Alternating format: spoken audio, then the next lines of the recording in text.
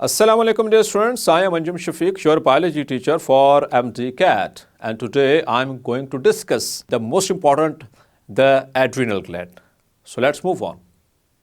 जी तो dear students, the adrenal gland. Now, so adrenals, they are located at the top of each kidney. Located at top of each kidney.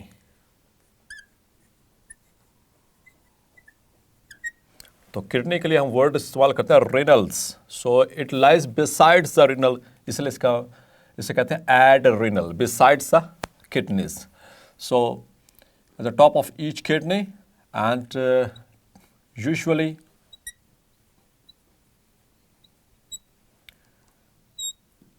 a somewhat triangular shaped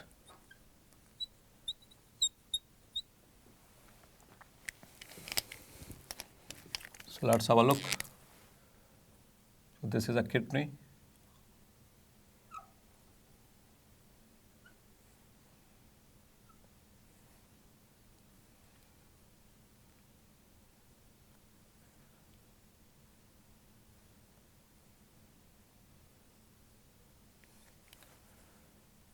So pair of kidneys और इनके top पे मौजूद है two glands, the adrenal glands. So this is the adrenal and this is the kidney, the renal. Clear?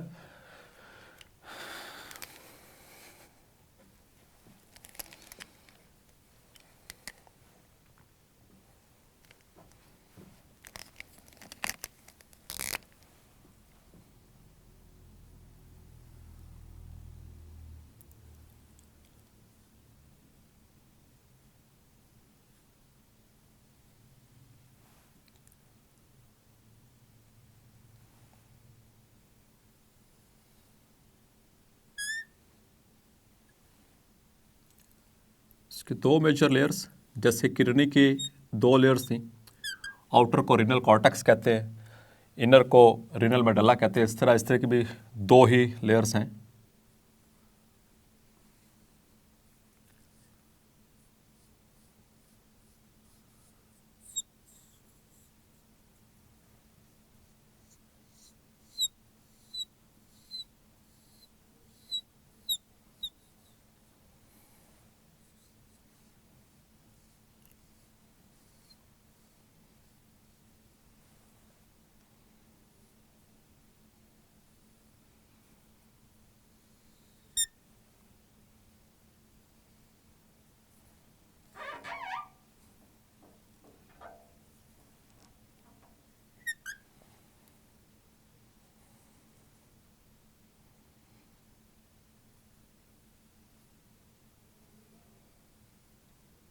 So this is just the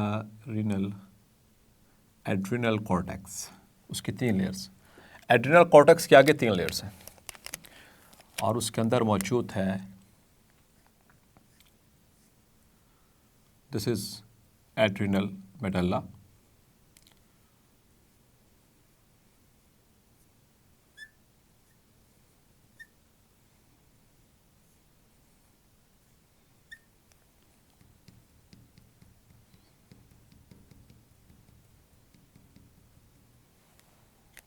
और इसकी थोड़ी layers की detail देख लेते हैं. तो ये कॉर्टेक्स की बाहर वाली लेयर है. दिस इज कॉल्ड एज सोना ग्लोमेरुलोसा.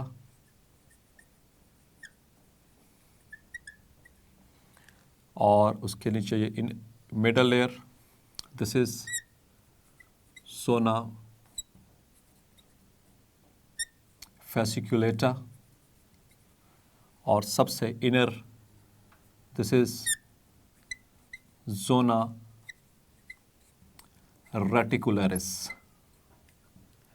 तो ये तीनों लेयर्स मिलकर के बनाती हैं the renal cortex, they form the renal cortex. और जोना ग्लोमेरुलोसा, इससे हार्मोन सिक्रेट होता है एल्डोस्टेरोन। जोना फेसिकुलेटा, इससे सिक्रेट होते हैं कॉर्टिसोल एंड कॉर्टिकोस्टेरोन।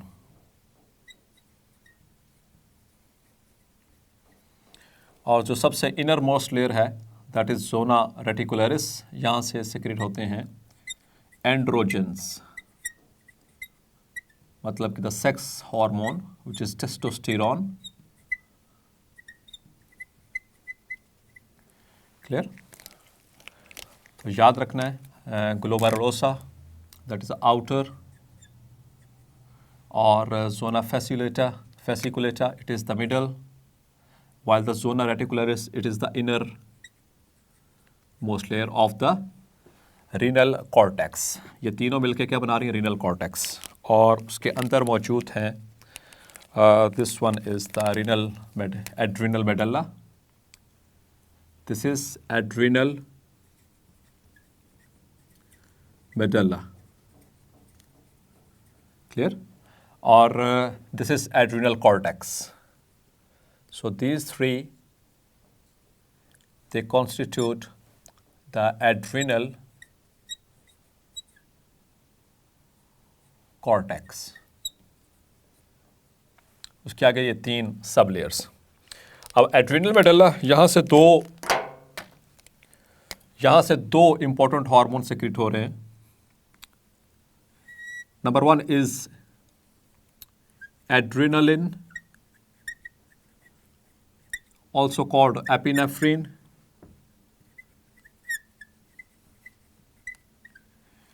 और दूसरा हार्मोन यहां से सिक्रेट हो रहा है दैट इज नॉर एड्रेनालिन,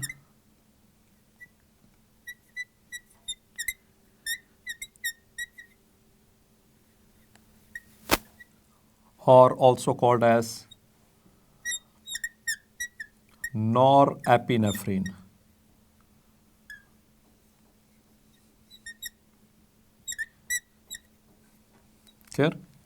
ये दोनों हार्मोन्स जो हैं इनका आपस में रिलेशन क्या है? They are synergistic in their effects, they are synergists. Synergist ये टर्म इस्तेमाल होती है मेडिकल में कि जब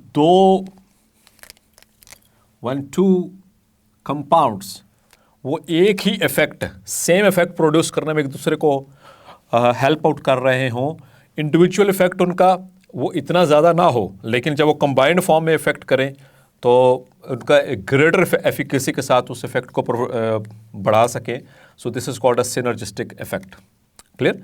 तो दो चीज़ें काम इनका मतलब कि देखेंगे वो एक दूसरे से थोड़ा सा मुख्तलिफ है, एक ही वक्त में रिलीज़ हो रहे हैं, लेकिन जो है ये किसी एक टारगेट को अचीव करने में एक दूसरे को हेल्प आउट कर रहे होते हैं। ठीक है? टारगेट इनका सेम होता है, तो इस तरह के इफेक्ट को हम सिनर्जिस्टिक इफेक्ट कहते हैं। तो पहले एड्रेनालिन को देख लेते हैं जिसको हम एपिनेफ्रिन कह रहे हैं। सो याद रखिएगा it is the more potent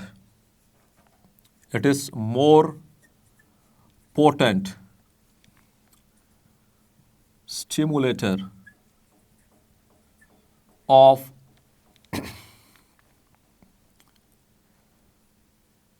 sympathetic nervous system।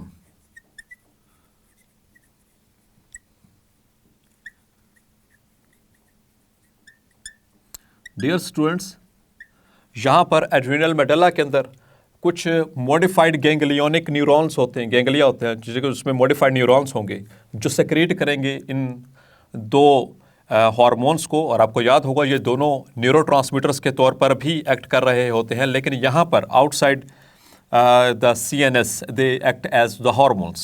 within the CNS ये क्या कर रहे थे? between the neurons वहाँ पर ये साइनेप्स में साइनेप्टिक ट्रांसमिशन में हेल्प कर रहे थे। तो यहाँ पर एड्रेनालिन यानी कि epinephrine it is they are released under the effect of sympathetic nervous system, और ये सिंपैथेटिक नर्वस सिस्टम के जो इफेक्ट्स होंगे उनको जो है वो री इन्फोर्स करेंगे। और आपको पता सिंपैथेटिक नर्वस सिस्टम ये बेसिकली हमारे जो ड्यूरिंग इमरजेंसी सिचुएशन, जब भी कभी इमरजेंसी सिचुएशन होती है तो उसमें ये एक्टिवेटेड होते हैं, ठीक है। तो ये ग्लैंड एक्चुअली इमरजेंसी ग्लैंड ही समझे, ठीक है। ड्यूरिंग इमरजेंसी सिचुएशन ये एक्टिवेट होता है आमतौर पर।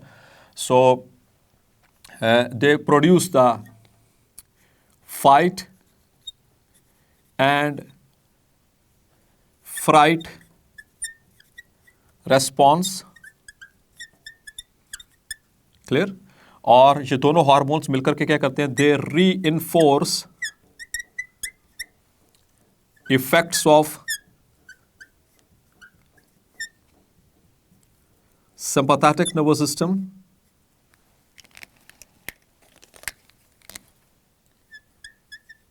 sympathetic nervous system, clear. और सिंपैथेटिक नर्वस सिस्टम क्या करता था, हमें एनर्जेटिक सिचुएशंस के लिए प्रिपेयर करता था, हमें इमरजेंसी सिचुएशंस के लिए प्रिपेयर करता है। उसमें हमारे ब्लड प्रेशर को बढ़ा देना और जो है वो रेस्पिरेटरी रेट को इंक्रीज़ करना, ब्लड हार्ट रेट को इंक्रीज़ करवा देना, ठीक है, प्यूपल्स को डायलेट करवा देना, ब्रोंक्यूल्स को डायलेट करवा देना। तो ये सारे रिस्पॉन्सेज जो हैं बेसिकली जो है जो जितने भी इफेक्ट्स हैं सिंपैथेटिक नर्वस सिस्टम के, ये इसको री इन्फोर्स किया करवाया जाएगा। किसकी मदद से, with the help of adrenaline and noradrenaline. So ये याद रखिएगा इन दोनों में ज़्यादा पोटेंट कौन सा हार्मोन है, that is the adrenaline. Dear students, इसका काम क्या है कि एक तो ये यानी कि री इन्फोर्स करवा रहा है, मोर पोटेंट स्टिमुलेटर है किसका, सिंपैथेटिक नर्वस सिस्टम। इन दोनों में से ज़्यादा जो है वो एक्टिवेट जिसके अंदर एबिलिटी है, दैट इज़ द एड्रेनालिन, या जिसको हम एपिनेफ्रिन कह रहे हैं। अब ये क्या करता है, it leads to bronchial dilatation. जो हमारे ब्रोंकाई होते हैं, ब्रोंकाई सांस की नालियाँ, ठीक है, ट्रिकिया के बाद वाली, उनको खोलता है ताकि हम सांस ले सकें during emergency situation. Plus it causes the vasodilation, vessels को डायलेट करवाएगा, लेकिन कहाँ पर, मखसूस हिस्सों में, पूरी बॉडी की वेसल्स नहीं। In heart, brain and skeletal muscles, जो उस वक्त इमरजेंसी सिचुएशन में इस्तेमाल हो रहे होंगे, तो वहाँ की जो ब्लड वेसल्स उनको डायलेट करवाएगा ताकि वहाँ पे ब्लड फ्लो ज़्यादा आ सके और वो ज़्यादा एक्टिव रह सकें, ठीक है। सो टू इंक्रीज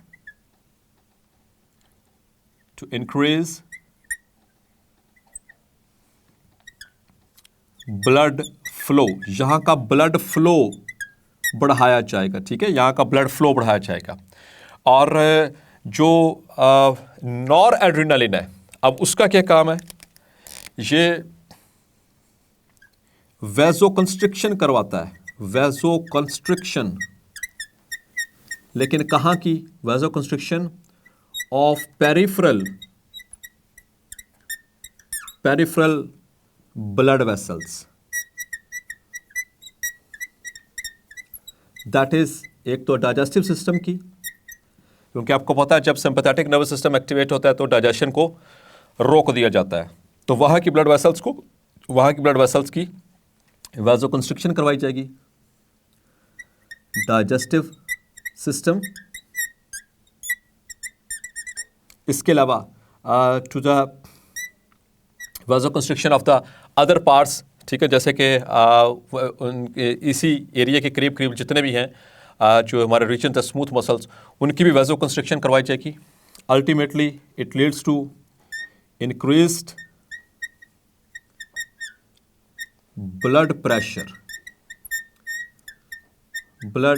प्रेशर, उसको भी जो है वो बढ़ाया जाएगा, ठीक है, इन एरियाज के अंदर। अब इन दोनों की वजह से जो कंबाइंड इफेक्ट आता है, ये तो इंडिविजुअल वैसे परफॉर्म कर रहे हैं, लेकिन इन दोनों की वजह से जो कंबाइंड इफेक्ट आने वाला डियर स्टूडेंट्स, वो बहुत अहम है। और कंबाइंड इफेक्ट इनका क्या, सिनर्जिस्टिक इफेक्ट इनका क्या आ रहा है, दो टारगेट्स हैं। एक तो इंक्रीज ब्लड प्रेशर को बढ़ाना पूरी बॉडी के, और दूसरा इसका जो सिनर्जिस्टिक इफेक्ट आता है that is it increases glucose from liver glycogen,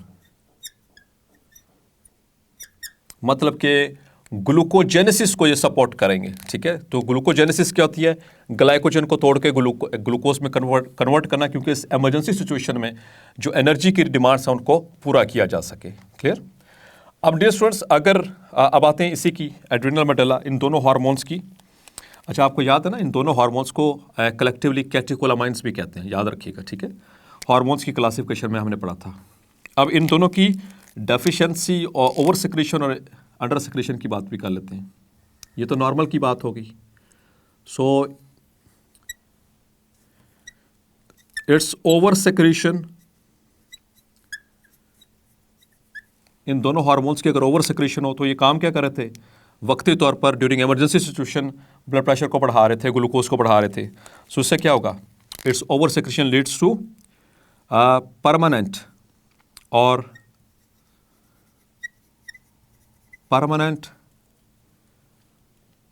high blood pressure, मतलब कि हाइपरटेंशन की तरफ ये केस चला जाएगा। ठीक है, और ग्लूकोज लेवल्स रेज रहना शुरू हो जाएंगे, जो कि खतरनाक हो सकता है। परमानेंट हाइपरटेंशन रहने से मीन्स के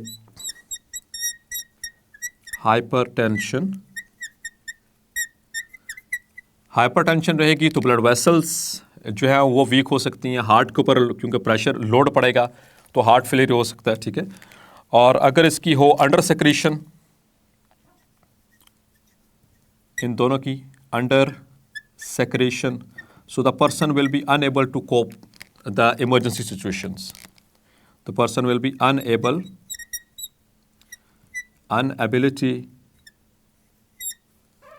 it leads to inability to cope emergency situations. Emergency situation में जो चीज़ें चाहिए थी वो ऐसा नहीं हो पाएगा। सिचुएशंस ख़ास तौर पर जैसे कोल्ड स्ट्रेस है, ठीक है, तो उसमें ये काम तमाम हो सकता है उस शख्स का। तो ये तो थी एड्रिनल मेडुला के हवाले से। अब आते हैं एड्रिनल कॉर्टेक्स के हवाले से। तो एड्रिनल कॉर्टेक्स के जो हार्मोन्स हैं, so here is the detail adrenal cortex. उसमें सबसे पहले हम बात करेंगे, अच्छा इसको हम इनके जो हार्मोन्स हैं उनको हम दो तरह से कैटेगराइज भी करते हैं। एक को हम कहते हैं ग्लूकोकॉर्टिकॉइड्स। ग्लूकोकॉर्टिकॉइड्स क्या करते हैं? They increase blood glucose level, they increase blood glucose. ठीक है, और दूसरी जो कैटेगरी है इसके कॉर्टेक्स के हार्मोन्स की, उसको हम कहते हैं मिनरलोकॉर्टिकॉइड्स। मिनरलोकॉर्टिकॉइड्स, मिनरल से तो याद रखिएगा, they will help in maintain ion balance. तो ब्लड के अंदर जो आयंस का बैलेंस है उसमें हेल्प आउट कर रहे होंगे। लेकिन अब हम इनकी इंडिविजुअल कैटेगरीज पे आते हैं, इंडिविजुअली। तो सबसे पहले हम बात करेंगे कॉर्टिसोल की। कॉर्टिसोल, सो कॉर्टिसोल याद रखिए, बहुत इंपॉर्टेंट बात, it's a pure glucocorticoid. Glucocorticoid का मतलब, कॉर्टी का मतलब कॉर्टेक्स, ग्लूको का मतलब ग्लूकोज, और ऑइड का मतलब कि स्टीरॉइड हार्मोन है। सो अच्छा, इन दोनों को कलेक्टिवली हम कॉर्टिकोस्टीरॉइड्स कहते हैं। ठीक है, इन दोनों को collectively glucocorticoids plus mineralocorticoid, they are collectively called as corticosteroids. मतलब कि जो एड्रिनल कॉर्टेक्स से हार्मोन सिक्रेट होते हैं, they are collectively called as the corticosteroids. तो उसमें पहले cortisol which is a pure glucocorticoid. Glucocorticoid का function that it increases blood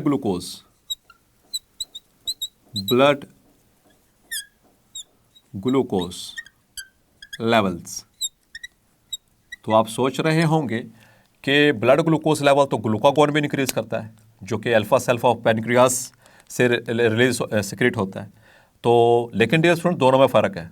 वो नॉर्मल सिचुएशन में ऐसा वो इंक्रीज कर रहे होते हैं, ठीक है, जब नॉर्मली ब्लड ग्लूकोज लेवल कम हो जाए। जब इमरजेंसी सिचुएशन में, जब स्ट्रेस सिचुएशन में ब्लड ग्लूकोज लेवल कम होगा तो उस वक्त ये ग्लूकोज का लेवल हाई करेंगे। अच्छा, इन दोनों में बेसिक डिफरेंस क्या है? ग्लूकागॉन क्या करता है? वो ग्लाइकोजन को, आपको याद है ना, ग्लाइकोजन को तोड़वाता है, ठीक है, ग्लाइकोजेनेसिस करवाता है। सो ग्लाइकोजन को तोड़ करके, ग्लूकोजेनेसिस करवाता है। वो ग्लाइकोजन को तोड़कर ग्लूकोज के लेवल को बढ़ाता है। लेकिन यहाँ पर जो कॉर्टिसोल है वो ऐसा नहीं करता। So it increases the blood glucose levels by converting proteins into amino acids. पहले उनको अमाइनो एसिड्स में कन्वर्ट किया जाएगा, देन टू ग्लूकोज। मतलब यहां पर ब्लड ग्लूकोज लेवल कैसे बढ़ाया जा रहा है? प्रोटीन्स को कन्वर्ट किया जा रहा है अल्टीमेटली ग्लूकोज के अंदर। क्लियर? ग्लाइकोजन को तोड़ के नहीं। तो यहां पर इमरजेंसी सिचुएशन में आप प्रोटीन्स कहां पर है हमारी बॉडी में, आपको पता ही है, मसल्स हैं या इस तरह के जो स्ट्रक्चर्स हैं, पहले उनको टारगेट किया जाएगा। तो उनसे पहले उनको अमाइनो एसिड में कन्वर्ट करना, फिर उनको उसको ग्लूकोज में कन्वर्ट करना। तो इस तरह से कॉर्टिसोल जो है वो ब्लड ग्लूकोज लेवल को इंक्रीज करेगा। तो इसका मतलब यह हुआ, इट इज एंटागोनिस्ट। एंटागोनिस्ट किसे कहते हैं? जो ऑपोजिट फंक्शन रखते हो टू इंसुलिन। जैसे ग्लूकागॉन का एंटागोनिस्ट क्या था? इंसुलिन। तो इसका भी एंटागोनिस्ट क्या होगा? Insulin. Insulin blood glucose level को कम करता है, ये ब्लड ग्लूकोज लेवल को बढ़ा रहा है, लेकिन प्रोटीन के मेटाबॉलिज्म से। क्लियर? याद रखना है। दूसरा है जी corticosterone.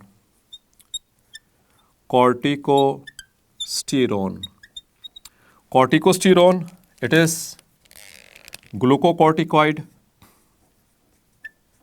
It's a glucocorticoid plus mineralocorticoid, यानी ये डुअल है, मिनरलोकॉर्टिकॉइड। ये क्या करवाएगा? It will increase blood glucose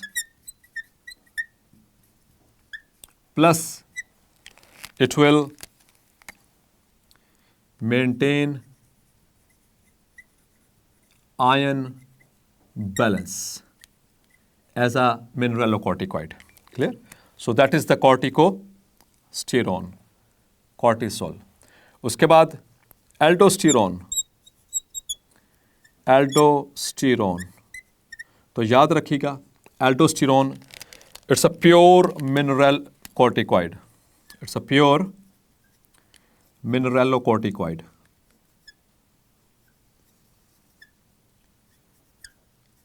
या इसको प्रिंसिपल मिनरलोकॉर्टिकॉइड भी कहते हैं, और प्रिंसिपल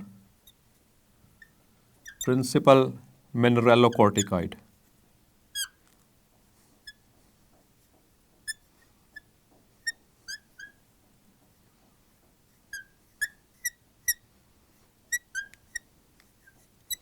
इसका काम क्या है? It acts on ascending limb of nephron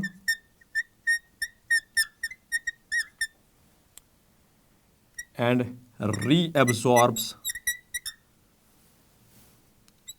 reabsorbs sodium. खास तौर पर यह किसके लिए बना है? सोडियम के लिए। Sodium and hence water from kidneys। वहाँ से इसको निकलवाएगा, यानी कि इसको यूरिन का हिस्सा नहीं बनने देगा, बल्कि वहाँ से कंजर्व करवाएगा इनके लेवल्स को। ठीक है। So ultimately it also helps in the maintenance of blood pressure, ठीक है।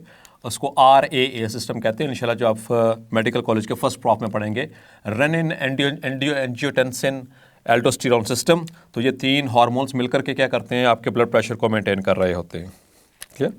और चौथा हार्मोन जो कॉर्टेक्स से रिलीज हो रहा है दैट इज एंड्रोजन, या जिसको हम कहते हैं सेक्स हार्मोन, और इट इज कॉल्ड टेस्टोस्टेरोन। तो आप हैरान हो रहे होंगे कि टेस्टोस्टेरोन तो वैसे तो टेस्टिस से सेक्रेट हो रहा है मेल्स के अंदर, तो डियर स्टूडेंट्स बिल्कुल ठीक है, लेकिन थोड़ी बहुत अमाउंट टेस्टोस्टेरोन की यहाँ से भी प्रोड्यूस होती है। लेकिन चूंकि एड्रीनल कॉर्टेक्स या एड्रीनल ग्लैंड मेल और फीमेल दोनों में है, इसका मतलब है इसकी थोड़ी बहुत तादाद फीमेल्स में भी होगी, ठीक है। So testosterone is released in small concentrations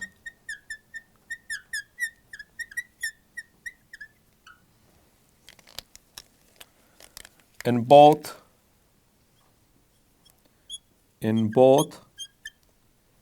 males and females. Clear? So that is the testosterone. ये मेटाबॉलिक हार्मोन है, ठीक है। ये इंसान को एक्टिव रखता है, ठीक है। ये काफ़ी ज़बरदस्त किस्म का मेटाबॉलिज्म में, ख़ास तौर पर ये एनाबॉलिज्म में हेल्प कर रहा होता है। So that is about the normal functioning of the adrenal cortex. अब हम बात करेंगे इनकी एड्रिनल कॉर्टेक्स की डेफिशिएंसीज की वजह से, ठीक है, या इसकी ओवर सिक्रेशन की वजह से। ये तो नॉर्मल फंक्शनिंग होगी, तो इन चारों को कलेक्टिवली क्या कहते हैं, they are called as corticosteroids. They are called corticosteroids.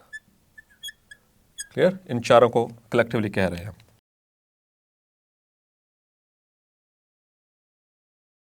Now dear students, the under secretion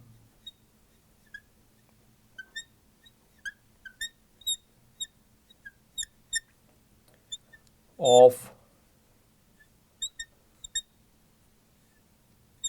cortical hormones,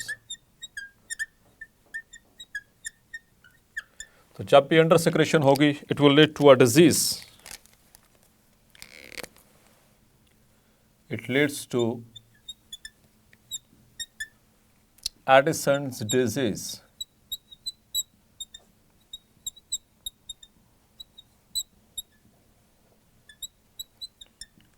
clear? और एडिसन डिजीज में क्या होता है, चूंकि this is the destruction of the adrenal cortex, usually destruction of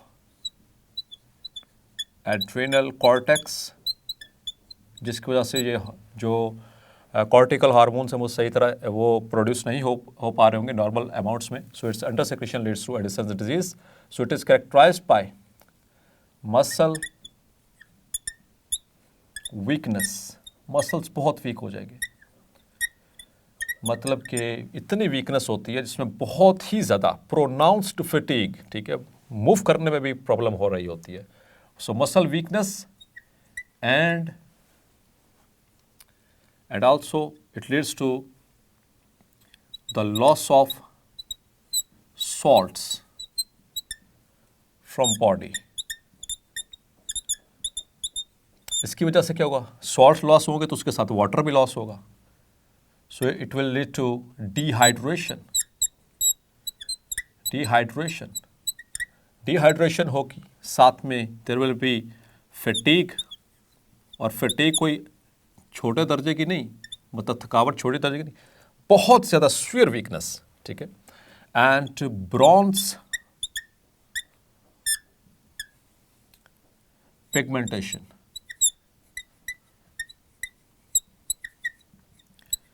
bronze pigmentation of skin, जैसे तांबा होता है, तांबा, ब्रॉन्ज पिगमेंटेशन ऑफ स्किन। और ये किस वजह से हो रहा है, ड्यू टू, आपको याद है, एक्सेसिव MSH सेक्रेशन। आपको बताया था कि एडिसन डिजीज में MSH की सेक्रेशन बढ़ जाती है, सेक्रेशन, तो उससे पिगमेंटेशन हो जाएगी, bronze pigmentation of the skin, clear. And it also leads to the hypoglycemia, इसमें हाइपोग्लाइसीमिया होगा। ये कुछ ऐसे सिम्टम्स हैं which are, and the ability to cope the stress, खास तौर पे cold stress is lost and the person may collapse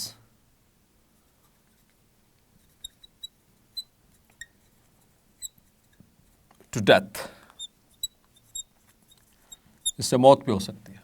so that is the Addison's disease. इसका बिल्कुल रिवर्स होता है ओवर सेक्रेशन में।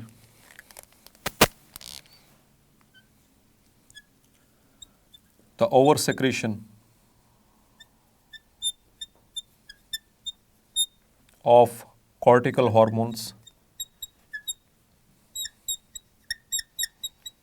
उससे जो उसका it leads to Cushing's disease. It leads to Cushing's disease. That is the reverse of Addison's disease. So इसमें क्या होगा? In which too much cortical hormones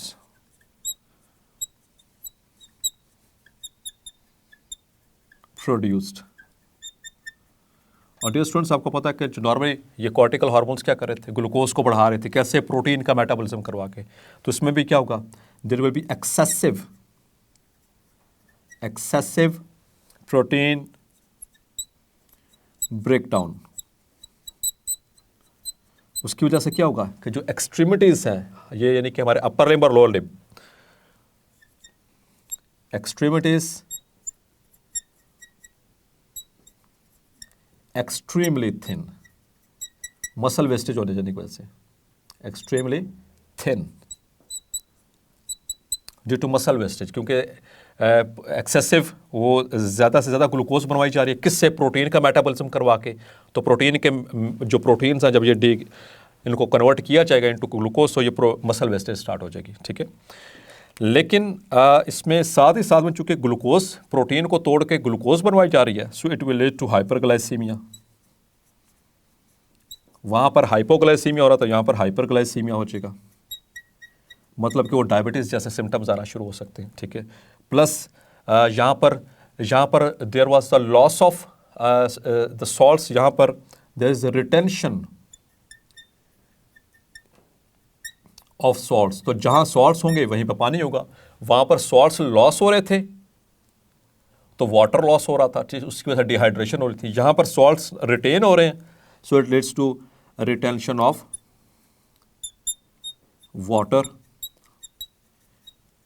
तो उससे क्या होगा कि there will be moon face, puffiness हो जाएगी, ठीक है। It will lead to moon face, moon face याद रखिएगा, इस पर करेक्टरिस्टिक है। और इसके अलावा यहाँ पर there will be more glucoses, more sugars, more retention of salts and water and weight loss, weight gain. Weight gain किस वजह से हो रहा है, वाटर और सॉल्ट्स के रिटेंशन की वजह से। यहाँ पर वेट लॉस होगा, वेट लॉस। जो एडिसन्स डिजीज का पेशेंट है, बिल्कुल सुक्का दुबला पतला, जैसे कि आप बहुत ही स्वेयरली वीक होगा, जिस्म बारीक सा, ये भी है तो वीक, लेकिन इसमें वेट गेन है, इसकी एक्सट्रीमिटीज थिन है, लेकिन बाकी ये पेट इसका वो वाटर रिटेंशन की वजह से वो ऐसे उभरा हुआ, और यहाँ पर चेहरे के ऊपर वो मून फेस, ठीक है, मतलब स्वेलिंग हुई पड़ी है। यहाँ पर जो है वो फैट्स की डिपोजिशन भी होगी, फैट्स का मेटाबॉलिज्म भी इफेक्ट होगा। ख़ास तौर पर फैट्स डिपॉजिट होंगे यहाँ पर ऑन द शोल्डर्स ठीक है। और याद रखिएगा यहाँ पर मेल्स के अंदर एक और चीज़ आ जाएगी, दैट इज गायनिकोमेस्टिया। गायनिकोमेस्टिया का मतलब है कि एनलार्ज्ड ब्रेस्ट, मेल्स के अंदर ब्रेस्ट एनलार्ज हो जाएंगे इस कंडीशन के अंदर। सो that is the Cushing's disease. तो ये इनकी अंडर सेक्रेशन और ओवर सेक्रेशन। अब एक और हार्मोन वहाँ से सेक्रेट हो रहे थे, एंड्रोजन्स, याद है आपको। सो एंड्रोजन्स की वजह से क्या होगा, if there is a tumour on inner layer कौन सी थी, दैट वाज जोना रेटिकुलरिस। आपको याद है, इससे प्रीवियस फ्रेम में मैंने दिखाई। सो इसके इनर लेयर को हम जोना रेटिकुलरिस होते हैं। सो अगर वहाँ का ट्यूमर हो तो नॉर्मली वहाँ से क्या सेक्रेट होता है, so it leads to excessive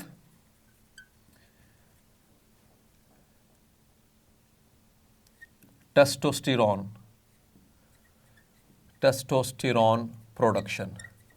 तो मेल्स के अंदर तो प्रोडक्शन,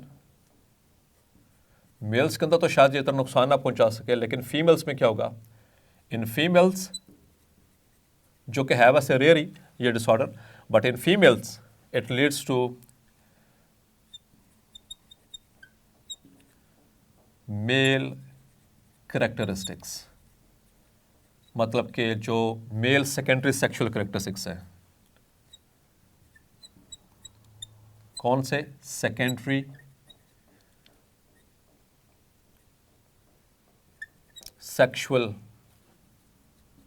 कैरेक्टरिस्टिक्स। और मेल सेकेंडरी सेक्सुअल कैरेक्टरिस्टिक्स क्या होते हैं डियर स्टूडेंट्स, आवाज़ का भारी हो जाना और चेहरे पे दाढ़ी मूंछ आ जाना, ये तो हमारे अंदर ऐसा होता है। तो इन फीमेल्स के अंदर भी ये होगा कि इनके चेहरे के ऊपर बार आना शुरू हो जाएंगे, आवाज़ इनकी मर्दाना मतलब कि भारी होना शुरू हो जाएगी। आमतौर पर फीमेल्स की आवाज़ बारीक होती है। तो जो चूँकि अगर इनके इनर लेयर जो जोना रेटिकुलरिस है वहाँ से कैसे रिलीज़ हो रहा था, द एंड्रोजन्स मतलब कि टेस्टोस्टेरॉन, तो उसकी प्रोडक्शन बढ़ जाएगी, जिसकी वजह से उन फीमेल्स के अंदर जो है ये मेल करैक्टरिस्टिक्स आना शुरू हो जाएंगे। ये है तो वैसे रेयर, लेकिन it is the abnormality of the adrenal gland. जी तो डियर स्टूडेंट्स, होपफुली आज का लेक्चर भी क्लैरिफाई हो गया होगा and you are able to distinguish between the Addison's disease and Cushing's disease. So dear students, hopefully you have understood all the concepts. So मिलते हैं next lecture में and discuss the remaining parts or the remaining endocrine glands. तब तक अपना ख्याल रखिएगा, and if there is any question related to today's lecture, you can put your question in the comments box and our subject specialist will answer you soon. And for more MCQs you can consult the app. So take care of yourself. Allah Hafiz.